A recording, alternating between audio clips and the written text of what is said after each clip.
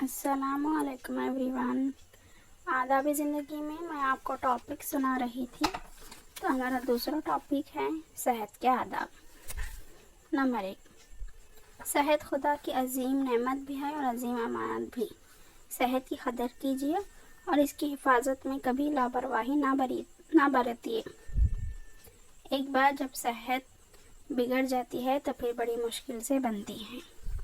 जिस तरह हकीर दीमक बड़े बड़े कुतुब खानों को चाट कर तबाह कर डालती है, इसी तरह सेहत के मामले में मामूली सी खयानत और हकीर बीमारी ज़िंदगी को तबाह कर डालती है। सेहत के तकाज़ों से गफलत बरतना और इसकी हिफाजत में कोताही करना बेहसी भी है और खुदा की नाशुक्री भी। इंसानी ज़िंदगी का असल जौहर अक़ल व इखलाक और ईमान व शऊर है, और अक़ल व इखलाक और ईमान व शऊर की सेहत का दारोमदार भी बड़ी हद तक जिस्मानी सेहत पर है। अक़ल व दिमाग की नशोनुमा फ़ज़ाइल अखलाक के तकाज़े और दीनी फ़राइज़ को अदा करने के लिए जिस्मानी सेहत बुनियाद की हैसियत रखती है। कमज़ोर और मरीज़ जिस्म में अक़ल व दिमाग भी कमज़ोर होता है और इनकी कारगुजारी भी निहायत ही हौसला शिकन। और जब ज़िंदगी उमंगों, वलवलों और हौसलों से मरहूम हो और इरादे कमज़ोर हों, जज्बात सर्द और मज़महल हों, तो ऐसी बेरौनक ज़िंदगी जिस्म नातवां के लिए वबाल बन जाती है।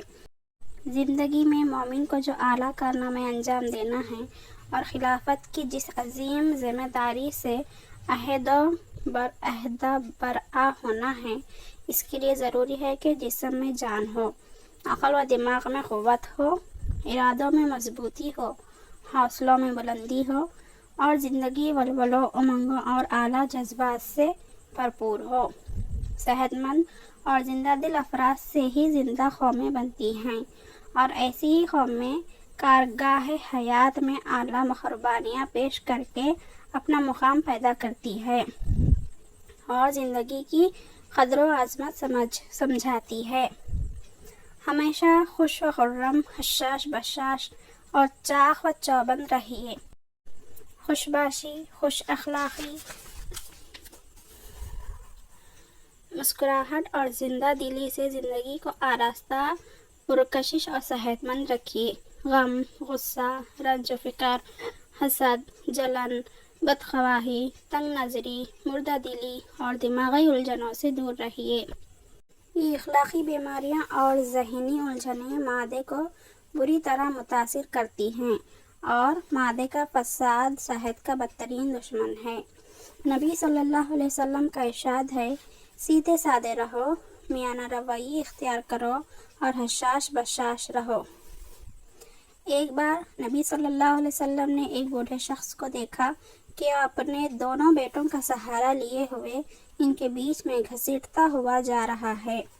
आप सल्लल्लाहु अलैहि वसल्लम ने पूछा, इस बूढ़े को क्या हो गया है? लोगों ने बताया कि इसने बैतुल्लाह तक पैदल जाने की नज़र मानी थी।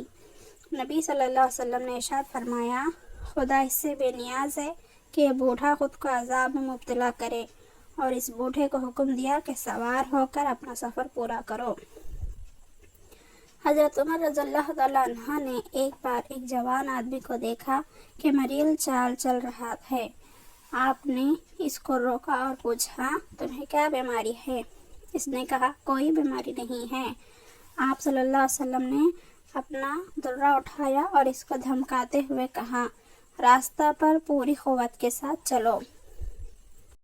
नबी सल्लल्लाहु अलैहि वसल्लम जब रास्ते पर चलते तो निहायत जमे हुए कदम रखते और इस तरह क़ुव्वत के साथ चलते कि जैसे किसी नशेब में उतर रहे हों। हज़रत अब्दुल्लाह बिन हारिस रज़ियल्लाहु तआला अन्हु कहते हैं, मैंने नबी सल्लल्लाहु अलैहि वसल्लम से ज़्यादा मुस्कुराने वाला कोई शख्स नहीं देखा।